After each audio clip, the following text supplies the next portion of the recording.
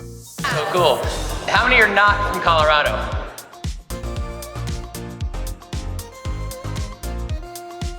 Rise of the humans. Have fun. Creativity, strategic thinking, problem solving. Well, it's almost 11 here, or it is 11.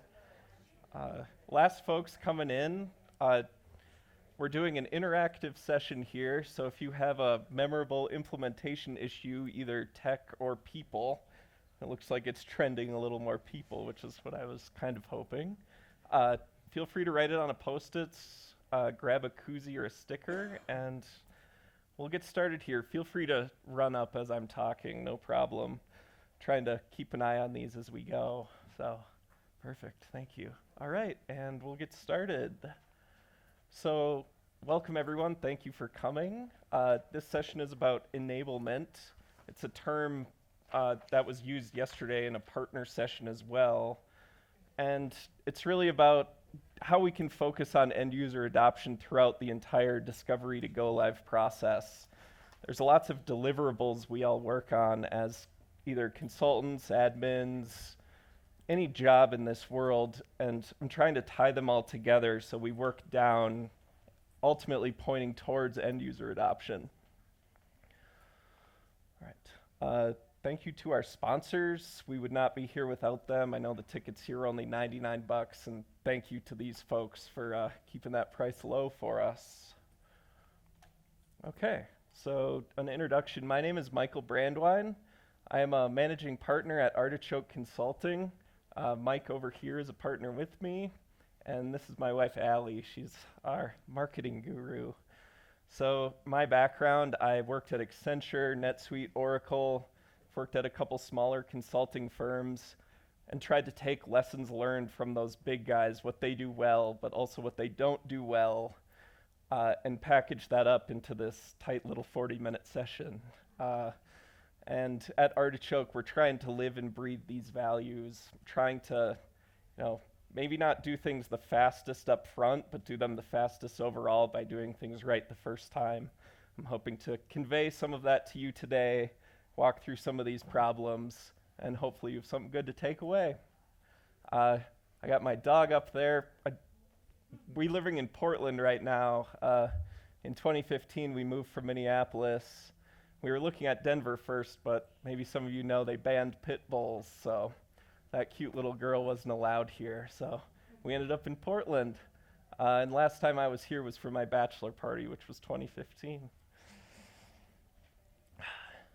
All right, so starting with a few stories. And this is back to my Big Four consulting days. Horrible go live. I was working on a time and attendance system for a Fortune 500 company, and it was on-prem back then, so we had to go live at midnight on Saturday because that was the least disruptive to the business. And then by 8 a.m. when we got everything pushed through, the system had been upgraded, the tickets just started flowing in, like more than one a minute, I don't even know. And it was my job to take that huge list and try to get it down to the root cause. You got 1,000 tickets, 500 of them are actually the same issue. So I was in charge of that and getting it over to the dev team. Suffice to say, I stayed up all night. I went home praying that I didn't get this kind of ticket, basically drunk driving at that point. And then slept for a few hours, went back to the office. My dev team was still there, the project managers, the client stakeholders, literally screaming at us. That's not something I ever want to do at Artichoke. Yes, that was a horrible go live, and that's something I never want to encounter again. Now on the flip side, a good go live.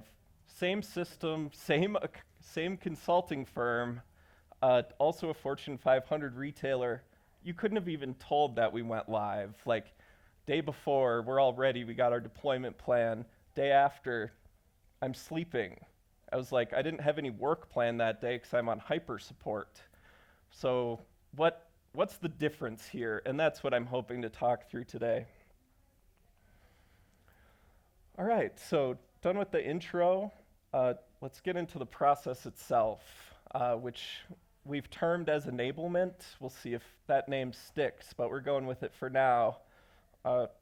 We want to make sure users actually understand what they're getting into at the end of the day, so those tickets don't flow in.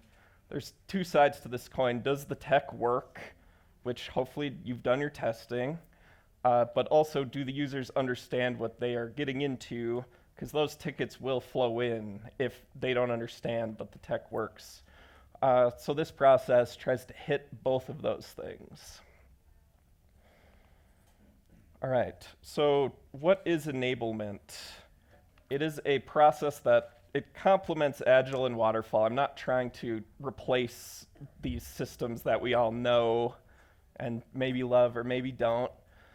But it's a way of just working that focuses on the end goal from the start. So we're not trying to spend time on all these one-off deliverables. You know, I want to write my user stories to support the process, not write the process to support the user stories. And I found myself in both those situations when the project manager asks, you know, for these one-off deliverables, it's like, well, that's not pointed towards the end goal. So that's what we're trying to work away from. Big fan of deep work. I think this is something we can all respect. We all like that quiet time, 2 hours where we can just code or we can configure without Slack or email. You can't do a good job if you're constantly looking at Slack and email. And I think a lot of the deliverables we'll be talking about are predicated on the ability to work deeply. So something my entire team, I just, turn that stuff off. I didn't have time to write a short letter, so I wrote a long one instead. We want to write the short letter to the users so they know what they're doing. They're only going to give us as much time as they can, and we need to make that time as useful as we possibly can. So we are not delivering the long letter to the users. Or, here we go. Another possible shortcut. So we have some AI tips and tricks on how it can embed in the process. Maybe you saw the Elements talk by John yesterday. They're embedding some AI into the admin and business analyst processes. So I want to make sure we have an eye on that as well. All right, now into the process itself. So how do we work backwards to this? Okay. Everyone, close your eyes for a moment. You don't really have to, but if we can. You're Tyler. You know exactly what you're doing on Go Live Day. This is the dream. So we have, this is just for sake of an example, Zendesk up here. This is what he used to work on as a customer service rep. Salesforce down here. This is his new job. He knows exactly what this dashboard is and how it compares to what he used to be doing in Zendesk. Because he's been along for the ride. He's been in our demos. We've been incorporating his feedback along the way. Now, not every user can be that involved, but obviously we want our super users to be that involved, and we want them to feel heard. And if we act upon what they request, they will get excited, we'll build trust. They'll start to explain that down to their other coworkers, their friends. That's the type of trust we want to instill throughout the entire process. So how do we get here? It all starts with discovery. So again, with Elements, we all have different ways of documenting discovery. The process that I found most helpful, both because we can estimate it well, there's not open-ended discoveries, or I'm not just putting 2 weeks on the timeline saying, oh, I can do discovery for this huge open-ended process. Let's just put 2 weeks on it and then we'll launch into build. I wanted a discovery process that I could estimate, and it actually gathered all the information I needed to be able to do the project without constantly going back to the end users. So the goal here, understanding current state, understanding the goals, and getting all the context. So it's a big deliverable. And again, we're not trying to be the fastest up front, but we're trying to do it right up front. So this is Tyler's entire workflow. When a ticket comes in, here's the 19 pages of things he does. Uh, it's a lot of documentation, I'm not gonna lie. But in this, we know all the ins and outs of his job. We know when he transitions out of Zendesk into Google Sheets or goes and talks to his coworker. We know just all the stumbling blocks in his role. So when I'm working through a project in the demos, I don't have to ask him what he does here because I have it all on paper. I can act as Tyler, as the liaison to the Salesforce implementation team. So that's the goal of our discovery. Obviously, we'll break this into user stories, but we just want to use the end user's time as effectively as we can. And that doesn't mean not talking to them. It means understanding their job up front so we don't have to keep asking them questions. Discovery to build. And I do want to start touching on some of these here because I know there were some about, you're working with multiple vendors or there's inconsistent data, there's leadership. End user yelled at us. I like that one. I've been there. So as far as getting people on the same page, you're working with multiple vendors, multiple teams doing dev, getting this discovery locked down, you're able to divvy out to people and let them know exactly what they're marching towards. All right, so discovery to build. How do we take that 19 pages, or maybe there's sets of 5 of those 19-page documents? This is the deep work that us business analysts love to do, our solution architects. We want to have all the information, Zendesk, team-specific jargon, what's their shadow IT? I love that term, I heard that on another talk. Their workarounds. People obviously just work outside the system because IT can't necessarily keep up. So BAs, what works? Let's translate that one-to-one. Let's start building that trust. What do people like in Zendesk? Do they like their dashboards? Let's put those right in Salesforce. They'll love that. They know how to use it. But at the same time, Salesforce, lots of, 3 releases a year. I could give the whole sales pitch. There's always new solutions that are coming down the pipe, and that's our job, is to translate those processes and give them the best practice solutions in Salesforce. But we can't do that if we don't know what their job is. So it all starts with discovery and then moves into this translation point. So here, you get your user stories, but the user stories are supporting the process. I'm not just building out user stories so my project manager can say what to check the box on.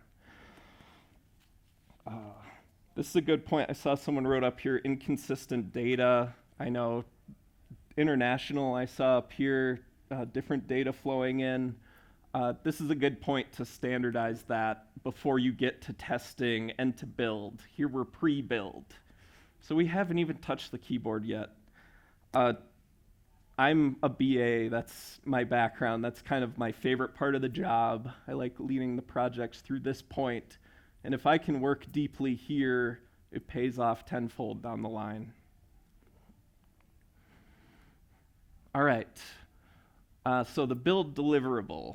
Lots of deliverables go into the build itself.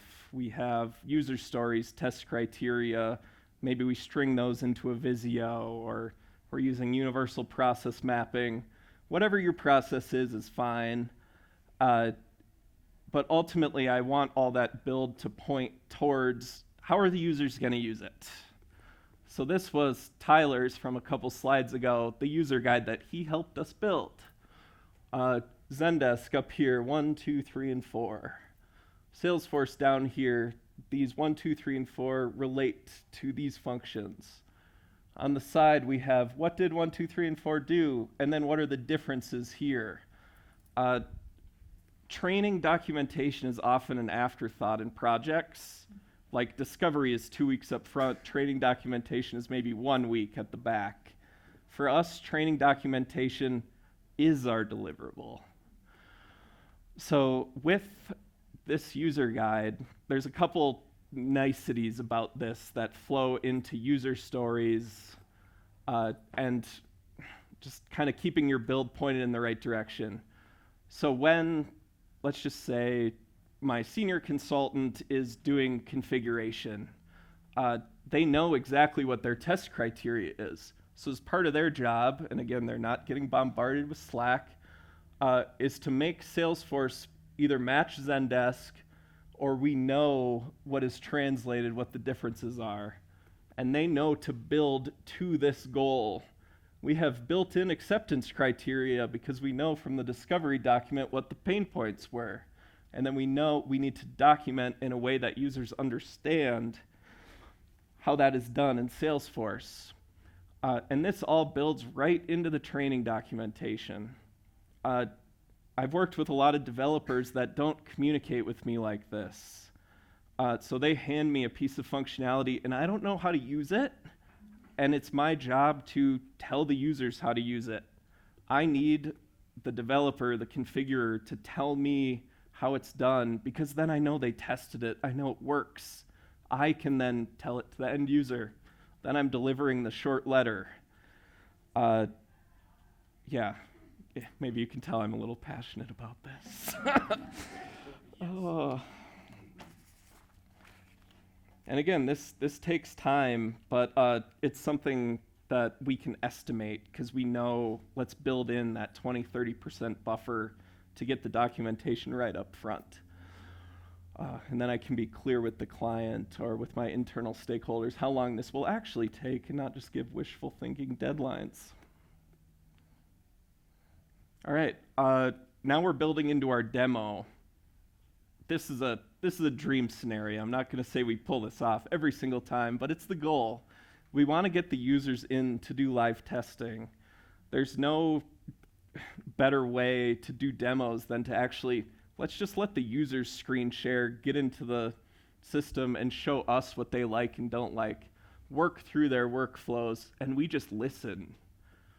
I don't want to sit there and give a speech on how, as I'm up here giving a speech, I don't want to sit there and give a speech to the end users on what their job should be, because one, they're probably not listening to me, two, they're not understanding, and then they're not able to give good feedback. So the less I can talk in the demos, the better.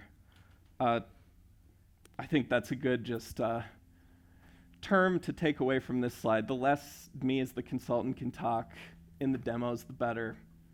And then we take that feedback and we implement it as fast as we can because that builds trust. So let's do demo next week and let's take the feedback on, oh, we don't know how to use chatter, or I want all open cases here instead of my open cases.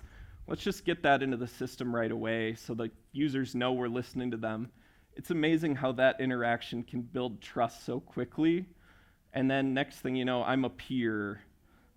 As a consultant, I've run into a lot of issues where I feel like the competition or people think I'm taking their jobs. I am not doing that. I'm trying to be their friend. Maybe that's a little bit too far. But I do want them to trust me and know that I'm trying to help them. So iterating, listening, and live testing are fantastic ways to do this. I saw up here some leadership doesn't necessarily have our back.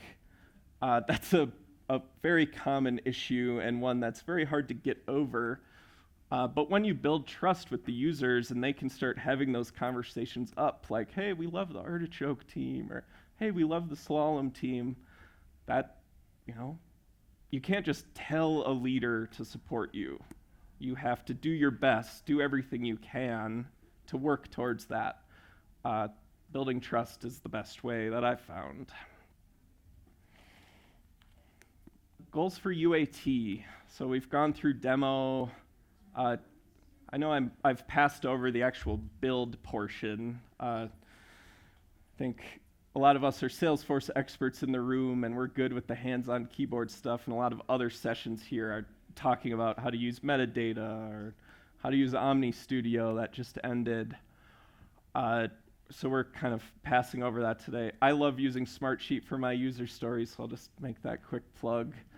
Uh, so UAT, I don't know in here if this issue, users don't know how to use the system. I've run into that so many times at UAT. In the old days at Accenture, we'd have teams dedicated to writing UAT test scripts, and we'd get people into a computer lab and block off 4 hours and have them all work through their 7 job functions and not leave the room unless they were capable of doing that. That is not a thing I've been able to pull off any time in the last 8 years. So short of forcing people to learn the system and do UAT, how can we encourage them as best we can to get their hands in that sandbox, which it's a hard part of the job to do. So here, just a simple UAT tracker. I've tried more complex UAT trackers, tried to get people into Jira to work through test scripts. The less you can make people do, the better. So Google Sheet, Excel on the cloud. Here's our 7 job functions. Back to Tyler and the customer service Zendesk example. The first 5 we need the reps to do. The director of customer service has those 5 plus managerial dashboards plus managing omnichannel. And then the VP has to be able to log in and has to see the dashboards. So we know what people need to do, and this comes back to the discovery deliverable. And we know, let's say Mary Lee and Tyler have been with us the whole way. So in the demos, they've demonstrated proficiency. We don't need them to test those things again. They've already shown us. So we're trying to build towards go live here with each of our deliverables, try to eliminate rework. So we see, hey, Mary Lee knows how to do everything. She can do an hour lunch and learn with Ted, Polina, and Tyler, and we can knock these 5 out. Me as the consultant I don't need to sit in that session. It's just a way to try to facilitate the team learning together. There's no better feeling than when your end users are teaching each other what you've done and they're actually excited about it because you built those dashboards in that they requested. It's a magical feeling. So we're working towards a common understanding and a smooth day one. We're not ready to go live here because Ted doesn't know 2 through 5. So I can go to leadership and say, hey, if we're really going live on Monday, your users aren't ready. I can go live, but it's going to be a bit of a mess. And this can scale up or down. Like this one might not be that bad. You know, it might just take Ted a day to gather. But if you're rolling out to 1,000 or 2,000 users and 2/3 of them don't know how to use it, that's going to be a problem and the tickets are going to flow in. So I'm trying to make an easy dashboard for leadership to say, all right, we can do what you want, but just be prepared for the consequences.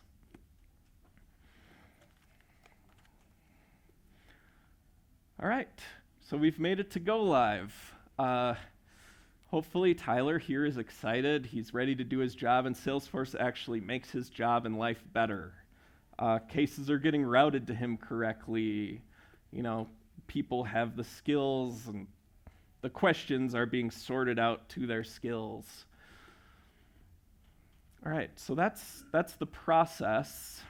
We'll have a few time for questions at the end. I wanted to go through a few tips, tricks, and takeaways.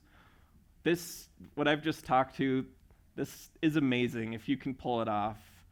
I probably hit 80% of this on projects. You know, stuff comes up and maybe you can't get live testing in the demo because the system wasn't ready until an hour before. Stuff happens, so I'm always trying to do as much of this as I can. So some tips, tricks, and takeaways. First thing, back to this email in Slack. Why is this so hard? Why are my estimates wrong?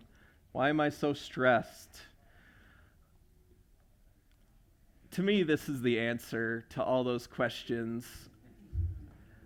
How am I going to hit my I have to build something. I committed a 40-hour timeline to it. Where are those 40 hours? Are they between 9 p.m. and 1 a.m. for 10 days? Because that is not okay. You have to have the time to work deeply to hit those estimates. All right, a couple tools here to help. So that discovery deliverable, it's pretty hefty. We use Zoom and Google Meeting transcription because we're trying to catch everything the users are saying. You know, if they make a one-off comment that, hey, now I go talk to my coworker because they're the only person that knows that, we want to know that and get that into the discovery deliverable because we want to make a shortcut for that in Salesforce. It's easy to miss that stuff, so it's nice to have transcriptions of these meetings. TLDV and Otter AI, I actually just used TLDV. It made a pretty nice discovery hour-long AI-generated whatever. Here's the topics we hit. Here's the timestamps. Click here to go to that part of the video. That stuff can feed right into your discovery deliverable and give you something to start with, so you're not just starting from scratch and writing 20 pages. Otter, I haven't used personally, but I think it does similar stuff. So I recommend at least catching a transcript of these meetings so you don't have to go back and ask people questions. All right, so that's discovery. Now, AI tools for build. This is kind of next generation stuff, and I alluded to Elements earlier. He was right over in that room yesterday. They're building out an engine that takes your user stories and gives you build recommendations based on all the metadata in your org, plus the user story. John isn't in here. Last time I said that, he's like, that's not generally available yet.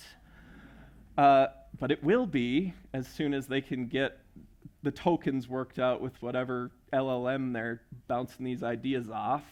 But that'll come. I think a lot of us just came from the Peter Coffey thing, the technology. We're still improving every day as far as computing power. So I think a good takeaway here is quality in, quality out. Quality documentation in. If you have good documentation, AI is going to be able to give you those quality recommendations. Documentation was a really big skill that was instilled to me at Accenture. That was back in the waterfall days where you had to have everything documented exactly correct, or dev would go away for a month, they would build it, and then it would be wrong. Agile kind of works that out a little bit, so it's not quite so meaningful to have your documentation right, but now we're coming back to the future. We're coming back to where documentation is meaningful because then AI can help us. All right, and now just back to a couple of the deliverables that I thought just would be easy takeaways. Simple UAT tracking. Try to make it as simple as you can. We can all build this thing. Make it as easy for the users to know what they need to do and reduce the friction. Good one to take out of here. Taking the mystery out of discovery. This is kind of, we'll call it second level enablement. If you can do this, we've been doing it for the last year. It actually takes a lot of the stress out of delivery. I'm just trying to learn your job and what your pain points are. If I don't know the right questions to ask, that's okay, because I'm kind of like, what are you doing here? What are you doing there? I can follow them around, take notes. Discovery can kind of be a harder skill to learn as a consultant or an admin. It's a little scary to sit in a room of people and ask them to tell you everything they do. So having a deliverable like this to work towards, just to me, one, it's more useful, and two, it took the mystery out of the process and took the stress down a little, which was very nice.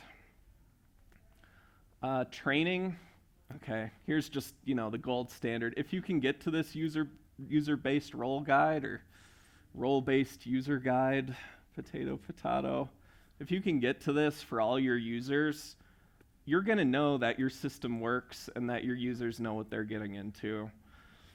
So if you could take those steps to work towards this, do UAT tracking, it's a great project. Working with a client right now that's been giving us the time to do this and the freedom away from Slack to do this, and things are going smoothly. Our deadlines aren't getting pushed. We're actually meeting them.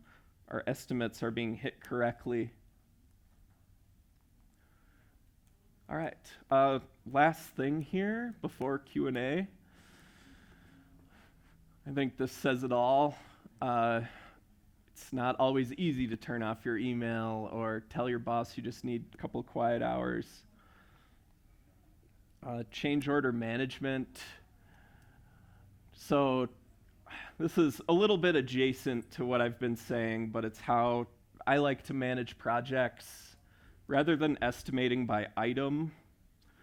So we've done a lot of estimates like, okay, we have to integrate Twilio to do SMS. That's going to take 40 hours. And then you build your timeline based on these like chunks. But how long does it take to put that Twilio in like a real-time basis? It takes a month to do those 40 hours. So let's say Annette here has to do that. I put 11, 14, or 10, 20, 20, 20. That's her forecast. She's going to get Twilio in that timeline, plus she's going to be able to configure 2 other items, and then I can get to prototype 2. So I've put the timeline of the project down here, have an estimate of how much time people are going to take based on their role. I can even put the end users in here. How much time of Mary Lee's do I need? I found this a very useful tool to go to leadership with and be like, hey, you want a new 40-hour build item? Where are we going to put that? That's going to push our timelines out, or that's going to add to Annette and Rebecca's overall time, and our budget is now 423 hours, whereas you've only budgeted me 400, so do we have extra spend for that build? It reduces the friction between me and leadership on the client side to approve or don't approve the change order. I want to give a clear plan of what their request means to our project and let them decide. So this is a tool that I've found useful to manage the whole enablement process and let us get into those details that we need to do it right the first time. All right, so that's it for the presentation. If anyone has any questions, I think maybe we got 10 minutes left or so. Yes, go ahead. So when you had your slide about the tools for documentation, I got sad and jealous because the company where I work, we're not allowed to record anything. Oh, We have to get a no. recording exception request, and then we can only keep them for 60 days, and they're auto-deleted because of Oh, compliance. yes. So, Yeah. any ideas? Actually, yes. So one lady on our team used to be a note taker for students. For like students with learning disabilities, she would sit in class and write notes that the teacher. So getting someone like that with those kind of skills, just a pure note taker, so you can be, the voice of discovery. It's hard to run the meeting and take the notes at the same time. So having a dedicated note taker has been very useful. Yeah, go ahead. A lot of trouble with our users not wanting to read training documentation and saying like, I learned better when someone shows me it and I work through it. And like, Yes. I get that, but the documentation's there for a reason. Yeah. That's the next level we're trying to work through too. So my brother is working with me. He was a former teacher and is now in corporate training and enablement. And they run into this issue all the time where old school training is just, it doesn't work. People don't want to do it. So there's systems like Articulate, for example, is in the education realm. It's kind of a top of the line tool where you can get your training documentation into one of those nice websites that you scroll down and you take a quiz. Salesforce has that, not in Trailhead, but in like the partner training side, they use Articulate. So I have to, work through those trainings and answer the quiz questions. So we're trying to work towards a world where we can get training into that sort of fashion, kind of gamify it. Or That's the best luck I had was making Microsoft Teams quizzes for people and get competitive about it. yeah, did that work at all? Sort of. Yeah, sort of. Better than everything else. It's a step in the right direction, which is what we're trying to do. Mhm. All right, did you have a What question? other tools did you use aside from recording in Zoom in the actual meetings itself to produce the discovery documents? So the artifact that you have at the end, that I assume you pass back like this to get approval. Yeah, back to Articulate. So that example was in Google Sheets, and we just took the transcriptions and screenshots and made tables. The dream is to just get that discovery deliverable into Articulate, because then we can, there's a nice UI for the business to go scan through. They can be commenters or editors. And then we're starting to build our training document in Articulate right off the bat. So that's what we'll be doing, hopefully in the near future. Just get that. In creating those training documentation, that's a job in itself, is keeping those documents up to date. So are you using any tools, AI, or anything else to keep those up to date? So right now, the same lady that's taking notes, she's our tester, and part of her job before she hands the functionality back to me to go to the business is always to keep the training material up to date. So she has that open as she's working through whatever functions she's testing. So we haven't been able to shortcut that yet, but keeping an eye on it. So, did you have a question? I was just going to add in that when we've noticed a lot of people in our company don't like to read training things or stuff like that. But one way we get around that is creating like training videos. So Oh, nice. kind Yeah. of like evergreen videos that you can kind of just send out to all the users as they want a quick 5-minute thing so that they can look at each one and have a visual of someone doing it, but you're not doing it 500 times. I love that. Yeah. Yeah. Might steal that. And you can embed videos into Articulate too, which is nice. Oh, yeah, and like in WalkMe. And yeah, cool. During discovery, are there any questions or resources that you kind of refer to kind of help solicit those requirements or solicit what users are currently doing? Yes, so upfront, always meeting with the project sponsors or the Salesforce admin teams, trying to just get the gist of what I'm getting into, so I'm not walking in blind. Because I want to know in general what these folks are doing before I get in front of the end users to actually walk through those things. So yeah, I usually have a pretty good idea of what, the job functions I'm getting into are. And then kind of going through, if it's customer service, Service Cloud, the functions that Service Cloud does, and tailor my questions around those, or Sales Cloud. So yeah. So I have a question about how large is the team that you're working with to kind of get to that end goal of user documentation. Me and my that's a good colleagues question.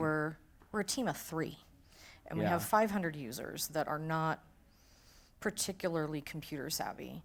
And so we're really struggling that, we have an admin who's spending all of their time on maintenance. We have a help desk person, and then I need to train, I need to do user guides, and I need to do data governance, and let's try to get some videos out there.